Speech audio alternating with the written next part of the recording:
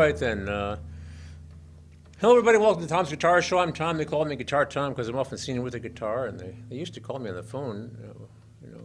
They used to anyway. We used to hook up the phone back in the old call-in days. But people ask me questions about the care and feeding of their guitar, what kind of guitar is right for them, how to play the guitar. Related topics like the guitarrón, the guitarra, sitar, chitoles, luths, vihuelas, banjos, balalaikas, bazookas, bajos, sextos, bajos, cincos, tiples, cavaquinhos, cuatros, which I might mention later because I'm probably going to ramble on about cuatros and tres. But anyway, mandolins and banjolins and bandoras and mandolas and mandoras and mandolins and mandocellos, B flat A and C clarinets, yeah, flutes and piccolos, pianolas and timpanis and timbales. Everything from alpenhorns, bagpipes, and concertinas through xylophones and zithers. There we go. Yeah. I say trombones. I did that one. Okay, clavinets and clarinets and clavichords and harmoniums, harpsichords, harmoniums, harmonicas. Irish harps, pixie harps, and Jews harps. That's right. All that stuff, man, and more. Even that. If we want to talk about making music, the concerto for B-flat comb with a piece of wax paper over it, then I'll go that way. All right. Kazoo. Yeah, why not? I don't know if I should admit this about myself, but there was a time when I had a folk guitar. I had the harmonica stand. I had a harmonica, I had a kazoo, and I had a snoot flute, a humanitone, so a nose flute, you know. And I had them all like lined up on this thing, so I could like, oh, the merry-go-round went round, as we went round and round. Each time with Miss would steal a kiss, and the merry-go-round went boop, boop, boop, like that. You know, I did that sort of. Folk group. Yeah, I did this. I mean, I don't know, man. I've done a lot of things to amuse kids. My fiendish plan was to turn them to, to let them think, oh, you could make your own music. You could become musicians. You see, that was trying to recruit people, into my way of life, But Nowadays we tell people they can make their own TV shows. that's that too. Yeah, this is before I ever made a TV show, but not before I made a Super 8 movie. Anyway, things like that are coming back in style. There's a book I want to buy, and I think I'm going to walk to the bookstore and pay in cash for it. If you have to order it, I will, but not get the Kindle version. It's called The Revenge of Analog. And what this is about is like people want reality now. They're getting tired of the digital thing. So the records are selling really well now, and like in Berlin there were like 2 record stores left not many years ago, and now there are hundreds. Because records are like almost gone. And now people don't care about CDs anymore. So you buy a record, then you buy a download code for your iPod or whatever, your phone. If you buy music, which most people just pirate it anyway. You go out west, there used to be a big Tower record store out there. Oh yeah, sure. Gone with the wind. I knew people who worked at Tower Records in San Francisco. But anyway, long ago and far away. I just hitch up the old buggy and, yeah. Well, it's like the people not calling in anymore. They all want to type on their telephones now. Yeah, their thumbs. Why would you type in when you could talk to them? Yeah. Right? Anyway, we can talk about politics, world events, or our own personality problems, whatever they may be, but we'll keep it clean. This is a family program. Okay, so, this, I had this gig. Now, my gig thing has changed. My Thursday night gig thing has changed now. I was playing every Thursday night at the Northside Bistro. But there weren't very many people there, and I think I was sucking a little bit too much money out of it. So I'm down to once a month. The first Thursday of each month, I'm going to play a gig. They're going to make a big deal about it. They're going to have a special menu item. I think I'm going to try to. I'm going to try to make it an artistic thing. I'm going to try to coordinate with the chef, the head chef, the owner, and play some sort of musical instrument that's more, If we want to have Latin American cuisine, I might bring a nylon string guitar and do bossa novas or something or whatever. But anyway, I'm going to try to coordinate. But anyway, so I won't be there next week. But when I played there on last Thursday, I'd restrung this guitar here, and and I plugged in this. This is a Martin guitar. There's and I should probably learn what it's called, but there's little buttons you push here, and you can change the tone of it. There are different configurations for the internal. And some sort of pickup configuration, which I don't know. They actually discontinued it. This was like one that had been sitting on the wall, West Music, for a while, and I got a really good deal on it. Most people didn't want a dark sunburst Martin, for one thing, which is an unusual finish, and it had a sort of short-lived electronics. But I can get kind of sounds I really like out of this thing. So So I thought about that. I decided on Thursday I was going to play this thing here on Tuesday. But I had a competing thing that I've been sitting around at home with my little old practice amp. I've been going through my adjusting some of my Stratocaster collection. And one thing I really want to do to bring on the show is a bouquet of Stratocasters. But then I thought, by the time I got home, it was already slightly after 5 o'clock. And this is really easy to put together, this setup here. But I think this thing sounds like it's a nice, I like this kind of folk guitar sound. There's a little bit of reverb on my little amp, my little Fishman Loudbox Mini. A little bit of reverb and even less chorus, just a little touch of chorus. The equalization is sort of like flat, everything's at high noon, if you know what that means. All my knobs are like in the middle of it, saying all my knobs are turned to the, Yeah. Oh, I'll be at the Tuscan Moon. It's in Kelowna.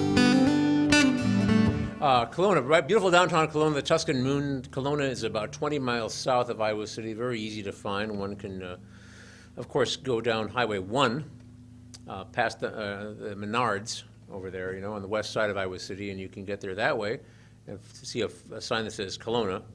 And we're at there's a 5th Street, 5th Avenue, whatever. It's right in the middle of town, downtown. Way I prefer is to go down the Avenue of the Saints, which once you get past Iowa City is no longer I-380, it becomes Highway 218. 4-lane highway, speed limit 65. I'll go about 68, and almost everybody will pass me. But anyway, but that's me. I'm only a little bit of a scofflaw, So I mean, I want to go. If it says 65, I'll go 68 because I'm a rebel, and the people will pass me at 80. Anyway, but you go down there, and then you turn off at Riverside, the future birthplace of Captain Kirk. Take a right there, and you go through Riverside. Exit 80? Yeah, exit 80, and then you go through Riverside and continue on your merry way. The next town is Kelowna, a little hamlet there. It's kind of a nice countryside, a little kind of hilly, and cornfields and stuff. Nothing spectacular. But then the next town is Kelowna, and there's a sign that says Business District. If you turn left, you look for you drive a few blocks into town. You turn left right past the Casey's store, right past the stoplight. The next block from the Casey's Business District, you drive down there, you get down to kind of the main drag in the middle of town. And there it is, right kind of in the middle there. It's has vines and things growing on the front of it's the only building that has a large courtyard and a pergola and a big sign that says Tuscan Moon with a cutout of a moon on it. And I'll be there. I'm supposed to be there at 6. I'll be there by 6:30. Sometimes they're laying for the scofflaws. We went down to Burlington over the weekend, and between Iowa City and 34, there were 3 state troopers running radar. Really? How fast were you going? Less than 70. I see. And the None of them bothered me. The speed limit is 65, right? Yeah. So I would say I just let less than 70. They don't bother me. The only interaction I have with the police is that I guess you call him my nephew. He married my niece. Yeah. He's like a West Des Moines police officer. So I see him on like Thanksgiving and Christmas and stuff Nephew like that. by marriage. Nephew, yeah, they got little kids. My little great niece and nephew. So I play banjo for his kids. At Christmas.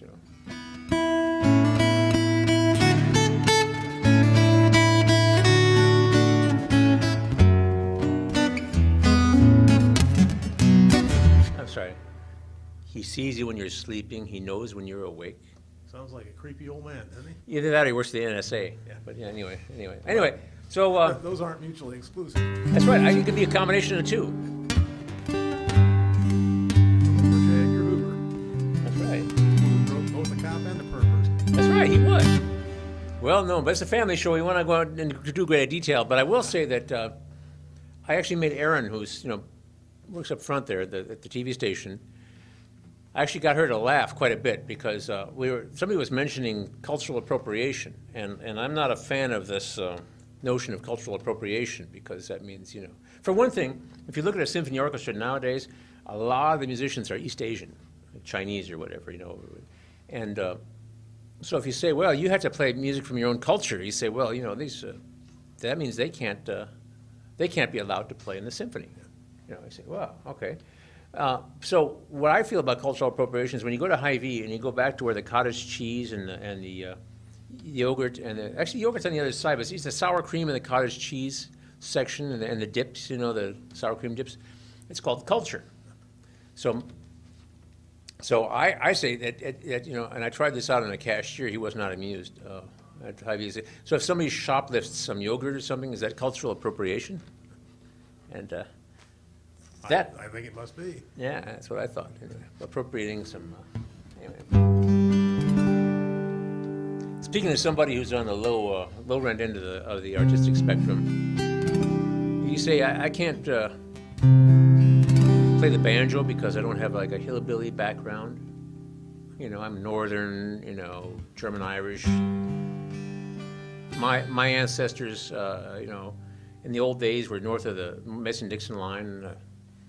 My ancestor who died in the Civil War wore the blue uniform. So I'm not from, traditional banjo territories. You see, I can't play that. I can't go.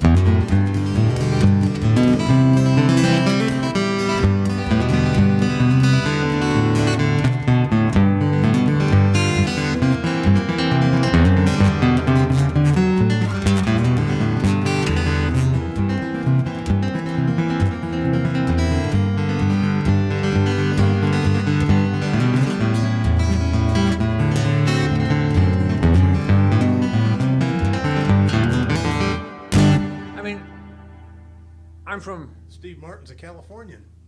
Yeah. Well, he's appropriating culture too. So I say, yeah. Hey, let's all appropriate each other's cultures and let's make better music. That's my feel. Because if you play like an old song, for instance, that somebody who has a different heritage than you came up with, or something like that, you're not actually stealing anything from them. You are continuing their thing, their art form. And most of us Americans are descended from everybody.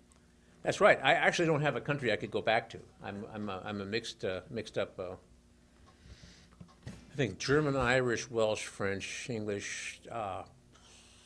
Who knows? I mean, we had our DNA checked, and I have so much Scandinavian, and that might be Vikings who settled in Ireland. I don't know. And there's so much Irish or English, Celtic, whatever. So much French or German, Frankish, I don't know, and then some non-specific European, a little bit of Southern European, and 3% Neanderthal. So I say, Anyway, it's all silly. Anyway, so whatever culture we use, we are. That's right. That's right. And my culture is so combined with different things.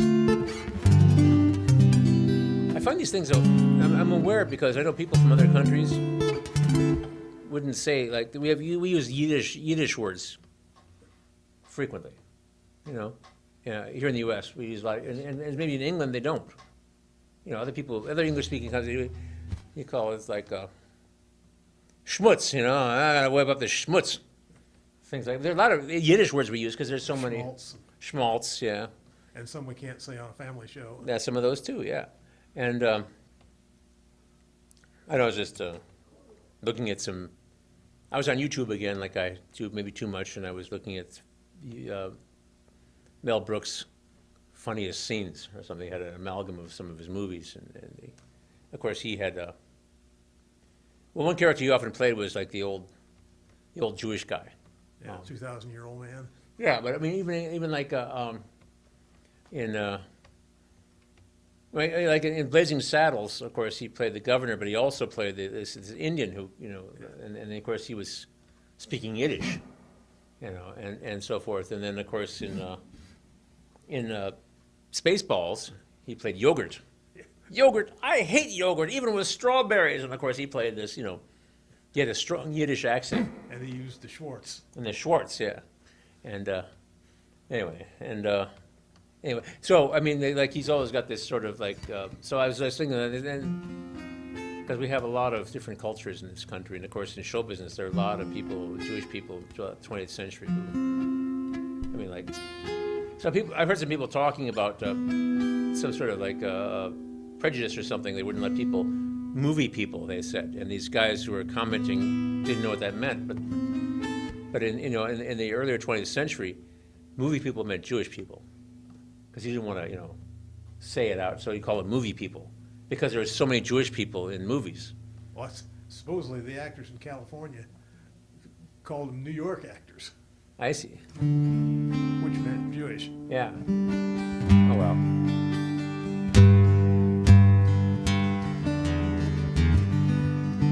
I'm not Jewish myself. We've gone through who writes all the Christmas songs. Right. Neil Diamond, Barbra Streisand, Bob Dylan had Christmas albums. I think it's just, but anyway, there's a joke in there somewhere. I don't know. I'm not. And Irving Berlin wrote White Christmas. That's right. I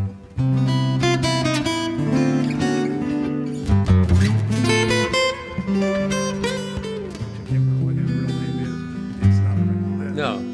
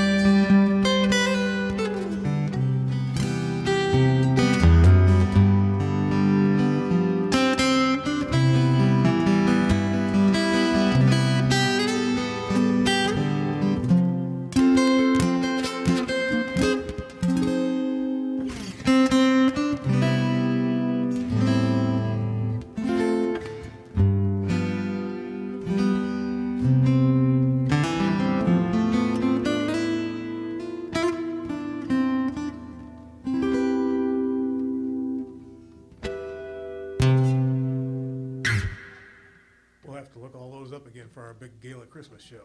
I suppose. I don't know what we're going to do this year, but we'll think of something. I'm thinking about that because I've been realizing in about 2 weeks, I'm going to have to get real serious about the next semester. I mean, real serious. I don't know when I should look up when the registration is.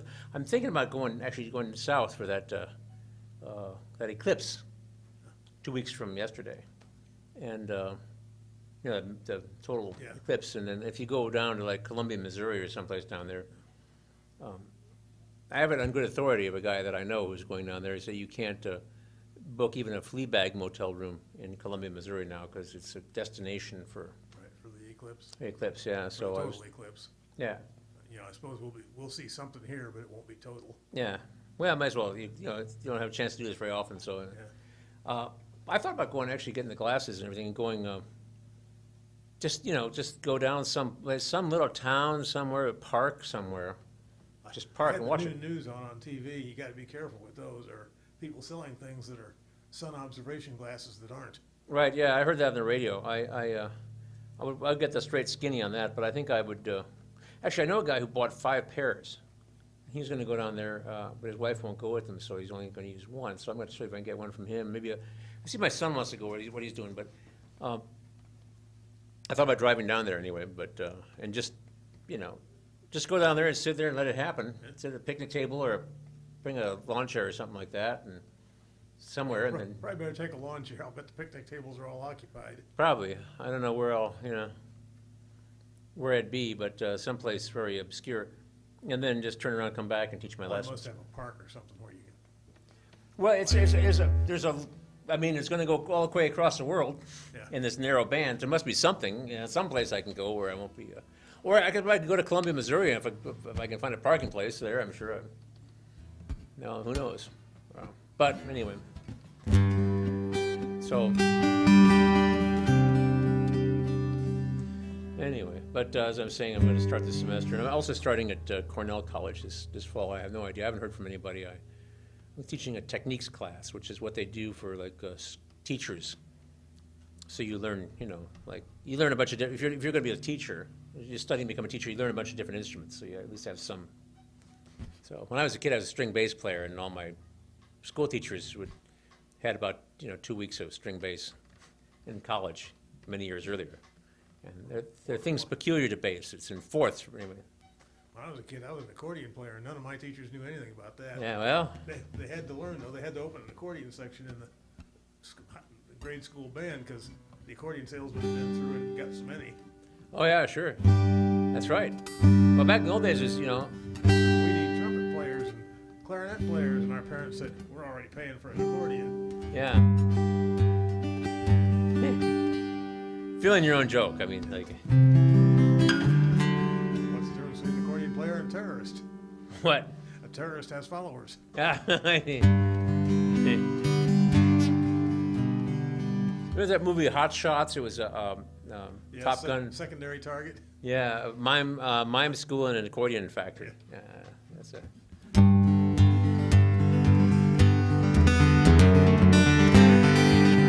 Show's almost half over. I haven't really gotten serious about playing anything but White Christmas. But I was going to.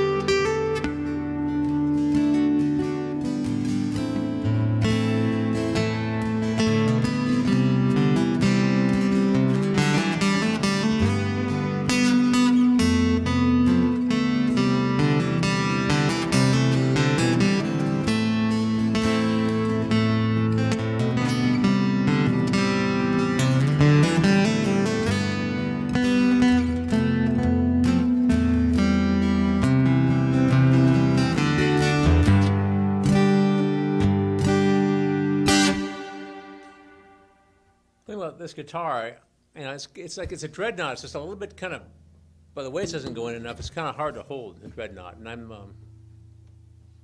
kind of an average-sized person. If you're like a small person, these are really hard to hold. They're huge. I've known like little people, I'm not talking about like women who are 5'1", Well, some of the kids that play in your extravaganzas when all your students come in. But yeah, but so if you're a kid, you can get a kid-sized guitar, but this is like the most common sort of shape for guitars. It has been anyway for much of my life anyway, the steel string guitar, the acoustic guitar thing. It's a very commonly copied as the Martin Dreadnought. They invented the Dreadnought, from what I've heard, and it's named after a battleship.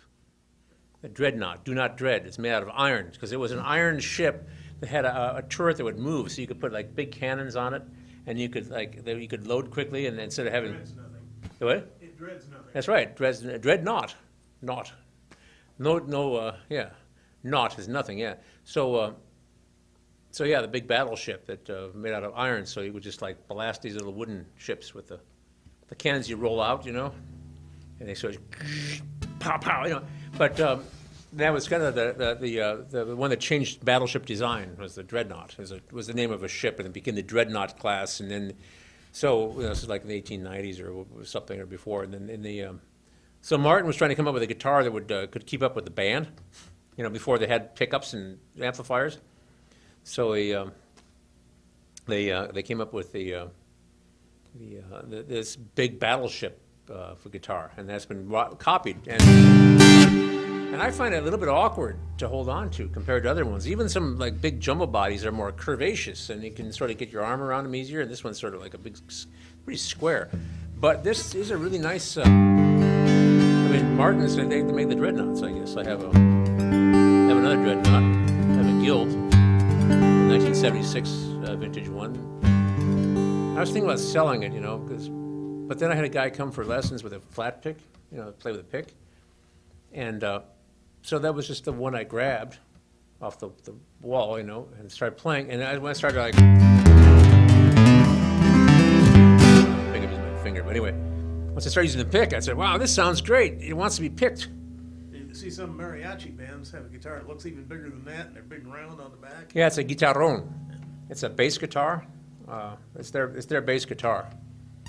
I had one home for about 2 hours once. I almost bought it. But what I wanted to say, because the guitarrón and the vihuela, which is I'm going to digress into other Spanish-speaking countries in this hemisphere, but the guitarrón is like a bass. So you do Mexican umpapa music. Actually, it takes two Mexicans to go umpapa, because the vihuela is the same shape. It has this V back on it, which makes it kind of hard to hold. And it's much smaller. It has 5 strings on it, and it's a strummy thing. It's kind of more like on the ukulele end of things. So the guitarrón, which makes a big thump, like that, thump, thump. It's a big thumping sound, but not crisp, but like thump. And then the vihuelas are like a. So you get the two people like. So it takes two people to do that. Chick, chick. So one goes thump, the other one goes chick, chick, thump, chick, chick, thump. Ay, ay, ay, ay. Canta y llores, porque cantando se alegra felito, lindo corazón. It's the wrong key. Ay, ay, ay, ay. Anyway, never mind. Anyway. Takes two people to do it, but it's effective. Anyway, I used to play in a mariachi band when I was young and impressionable in San Francisco. But anyway, because in some, around here, a German-Irish guy like me is really common. There's a lot of that going around, right? But in some neighborhoods, you're like the only one. And, that's why I say, you're going to play guitar, though. Guitar, you can play guitar almost anywhere, with anybody. Because it's so. Many cultures have some sort of guitar. Yeah, well, they have things that are like guitars, and a lot of them have guitars. But anyway, then like the guitarrón and the vihuela are both, like guitar relatives. But two other guitar relatives I'm interested in. There's this. What's this song? It's a Puerto Rican song. It's like really, really popular right now, crazy popular. I kept it in there. It starts with a D. I don't know. There's a music video, and so I went to this blog I go to for mostly science news and whatever, and it said like gazillions of people have watched this video. So I went and checked out the video. Over 3 billion views of this thing, and it's taking place in the streets in Puerto Rico, and and there's this guy, he's with tattoos and kind of buff biceps, singing, and doing a little dance, and there's this really shapely woman who's like dancing through this whole thing, and they're singing this song basically about Puerto Rico. I don't know Spanish, really know what they're doing, but I mean, and that's fine. And of course, the woman was pretty and everything, but I didn't care about that. What I cared about was the central instrument in the middle of it was their cuatro, and the Puerto Rican, cuatro. I have a cuatro from Colombia or Venezuela, which is like a kind of oversized ukulele. It actually has 4 strings. The Puerto Rican cuatro descended from an instrument that had 4 strings. Now they have 10 or 5 pairs. And anyway, and it's a really cool sound. It's kind of tinkly. It's double strung, so it's 5 pairs of strings, a lot like a 12-string guitar. And it's played with a pick, and it's shaped kind of like a guitar, but it kind of goes in the middle like this. It's distinctive because it has that kind of like a violin does, different pieces of wood that go in, and the indentation is just not a curve like this. It's like like on a violin. You have okay. So, and I've always kind of liked them, and I've been aware of them for many years. I've never had one, but then I got this kind of quirk, yesterday, because I watched this video yesterday, and there's I was a 3 billionth. I added my view to the 3 billion and some views already there.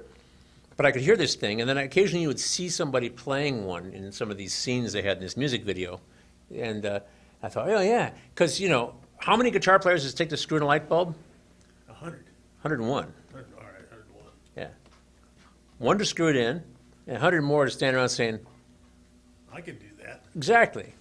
So I thought, I was watching this guy kind of play it, so I was on YouTube already, so I went around and looked at, I typed in, Puerto Rican cuatro, and that's a C-U-A cuatro, T-R-O. Anyway, so and when I did, I found these really big stars of the cuatro in Puerto Rico, and I watched them play their stuff. There's one guy, an older fellow who I think was the grand maestro of the cuatro, the Puerto Rican cuatro, and so I watched some of his stuff, playing with his band. He was on some sort of a talk show, which looked kind of like the shows we make here, actually, but from the 80s or whatever. And then I went around and I went to see where I could buy one, and I found out where I could buy one. I could order one from the Guitar Center and up at Cedar Rapids, and they'd be here within a few days, and it wouldn't even be very, very expensive.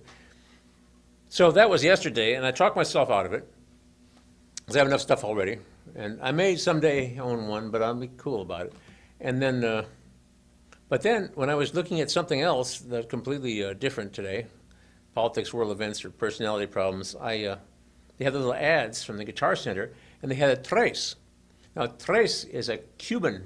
There are different countries, but the Cuban tres, which is shaped kind of like a guitar, it has 6 strings, but it's 3 pairs, so 3 sets of double strings. And so, when I was looking at cuatro yesterday, I thought, well, that's a tuning system, a fingering system I know. I could get the cuatro out of a box, tune it up and play it immediately. I wouldn't have to learn something. If I get a trombone, I don't know how to play trombone. It would be a long learning curve. But this is just a lateral transfer of skills. Like the Venezuelan cuatro has a reentrant tuning, but at heart it has the same fingering system as a tenor ukulele, which I'm quite familiar with. So I looked at the tres and I saw them, and then I saw, well, I looked it up. There's one for sale at Guitar Center, so I looked it up and looked at pictures of it, and then it showed how it was tuned. And I realized, oh, it's tuned to an open triad, with double strings and octaves. So I thought, wow, man, I could, that's like half of a 12-string guitar in open G tuning, or open slack key tuning, which I'm also something I'm familiar with. So I could actually, pool all my resources, and for $600 or less than $600, I could have a cuatro and a tres, next week. And I would get them out of the box, and I would tune them up and be able to play them, like, right away. I mean, I could conceivably, I don't have much money I have, but I probably don't have enough. Well, I'm close. I could get one or the other. Maybe I'm almost enough to get both, But in theory, I could go up to Guitar Center, like right after the show, and give them my money and say, get me these things. And then they'd be shipped out of their warehouse in Kansas City.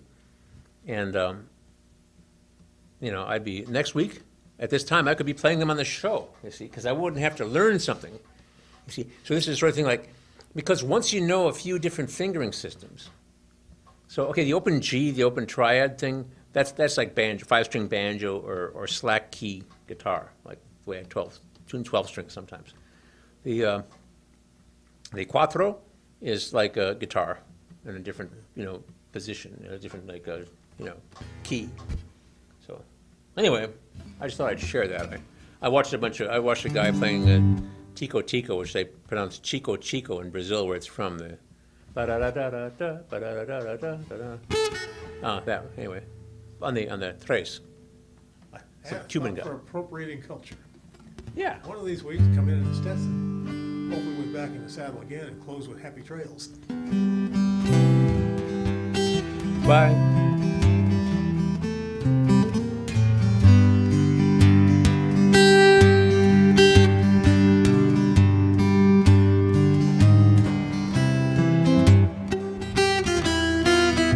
It was like years ago. I kind of had it worked out in the show, but it was probably over 10 years ago. I mean, anyway. Well, I'm not a cowboy, but actually I was born in Montana. That's, Well, you must be a cowboy then. I suppose. Is that what I'm supposed to be? My parents weren't from there. They were just there for a couple of years because the college up at the university, Missoula. Yeah, this is Mr. Skopinski in Yeah. the control room. We probably shouldn't let the show slip by without mentioning the passing of Glenn Campbell today. Oh, I didn't know that. I Yeah, hadn't heard that he either. passed away. In recent years, he'd been suffering from Alzheimer's. Yeah. So he passed away today. They acknowledged it on the evening news, the network news. So Well, I think I'm sorry to hear that, but maybe yeah, not. I kind of am. He was a good guy, And a I good have guitar to player. admit, and I hope this doesn't sound too maudlin or anything, but Wichita Lineman has always been one of my favorite songs from that era of that type. And of course, Rhinestone Cowboy, and You have classical he gas was in a your good guy, repertoire. a good musician, and Yeah. did a lot of nice things for popular culture. Yeah, I guess I didn't know Glenn Campbell had passed on us. Now, Glenn Campbell was a really, really good guitar player. I mean, he was one of the few people from the Wrecking Crew who ever kind of broke out and became popular. He even had his own show and everything on TV. And I used to watch his show. And he used to actually play his guitar music live on that show. Usually they played canned stuff, Almost everybody did. I mean, I used to watch that when I was a kid. I learned things from watching him. And I know he had Alzheimer's, and I've seen some things. I remember seeing little things about his last tour. He went with his kids, because he would forget things. But in some ways, the guitar thing was one of the last things to leave, because he couldn't remember, what he was doing or where he was or anything like that. He was losing things. But once he got to playing, he'd do okay. But the one interesting thing was he would play different guitar versions of things than he had been playing the same songs for years.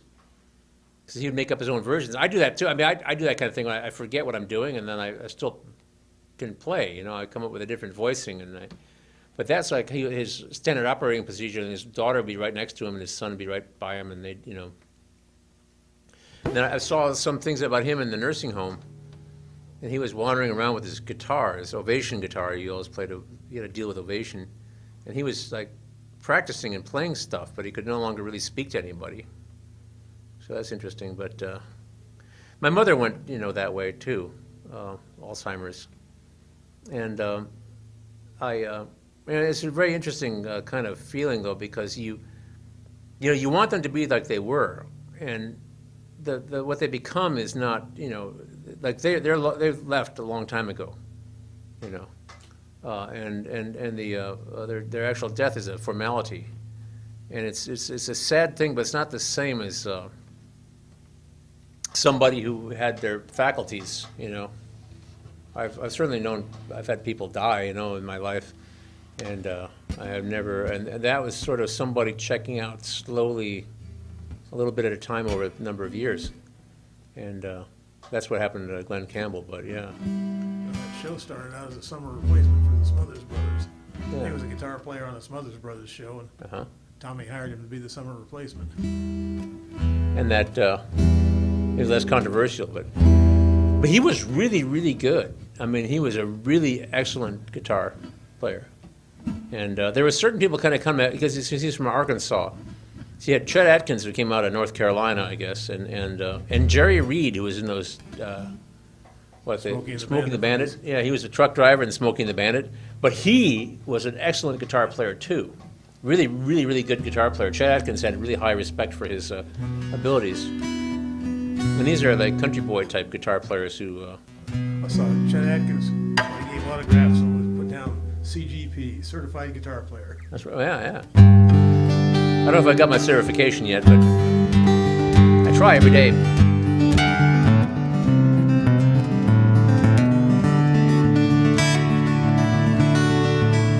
thing about a folk guitar like this.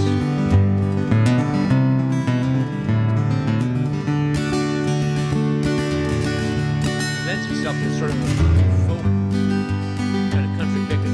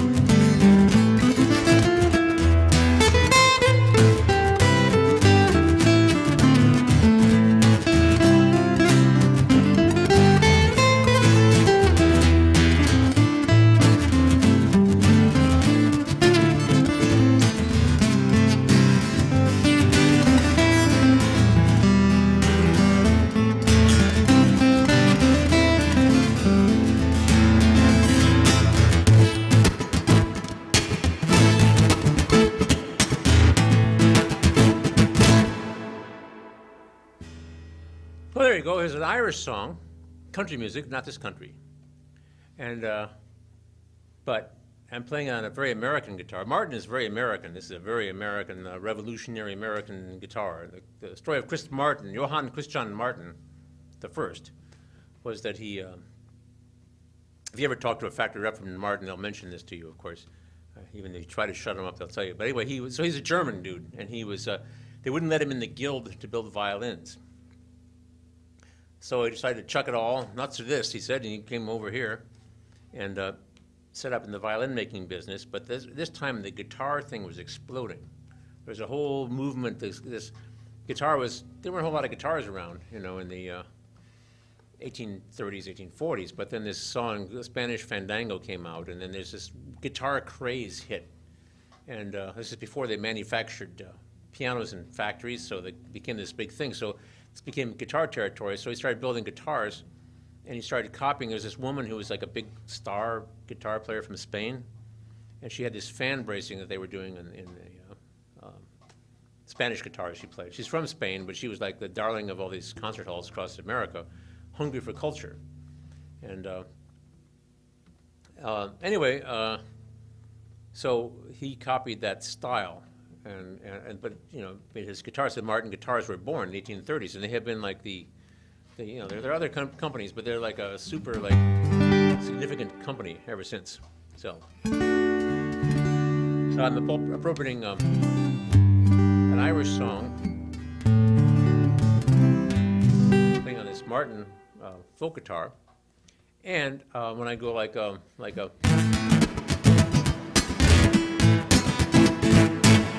this like strumming stuff, I'm borrowing this from like, okay, so I was watching this one guy playing Chico Chico, also known as Tico Tico, on the tres, this Cuban guy, right? And his sideman playing guitar with him was doing like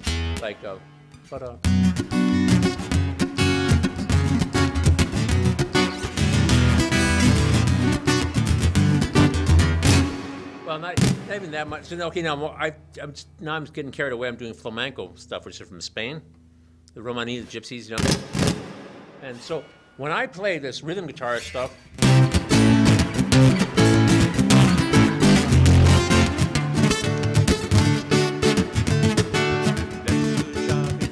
Mary, I'm borrowing this stuff from like Cubans and Venezuelans and Chileans and all kinds of stuff. It's all mixed up because I'm not much of an ethnomusicologist, you know. I just live the joke. If somebody does something like this, like,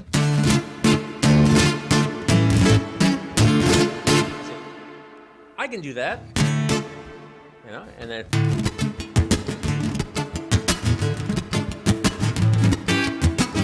So none of these techniques are even authentic to any particular country. They're like a mix and mash in them all. But I'm mixed. I mean, my DNA just like, I mean, it's all kind of northern, I guess, except for some southern European, but it's like spread across, you know, somewhere from Western Ireland to somewhere probably in Eastern Europe and sort of Scandinavia, and, you know, all these kind of people who had wars with each other, spoke different languages, you know.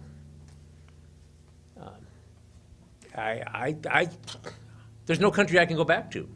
I suppose I could go back to Montana, but I left there when I was an infant. And Yeah, I could go back to Peoria. you can always, they'd probably let you back into Peoria, would they? There's no country in the world that would accept you as a native son, though, except for Peoria, I guess. Well, you can stay in Solon, I'm sure. Native of Illinois. Well, I don't know, an awful lot of Bohemians in Solon. Yeah, yeah. He ain't from around here, is you, boy? I don't know. Anyway. I actually moved to Iowa when I was 6 months old.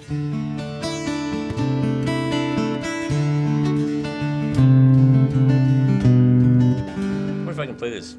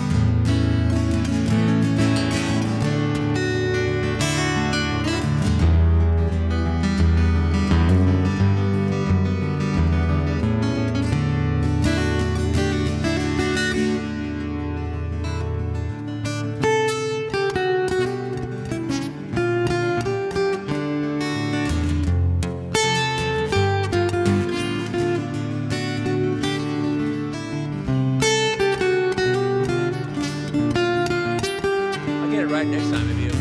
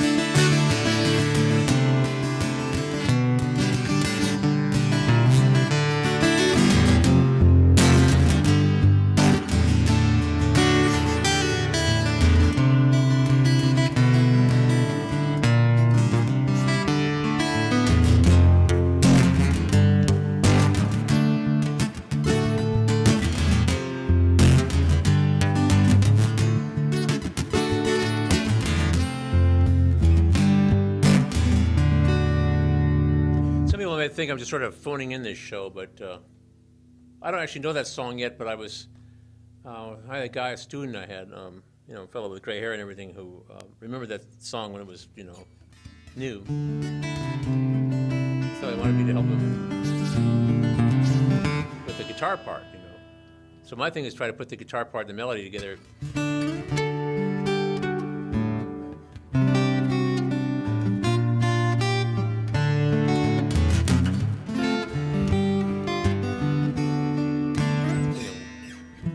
I don't know that one yet, but that never stopped me from playing on something on the show before, because I figure, if I screw up a piece of music, if I were a surgeon or an airline pilot or something like that, and I made a big mistake, bad things happen. But if I play the wrong note, only Allah is perfect. That's what they say anyway. Anyway, I'll be back next week. We're going to have a couple guests on the show, but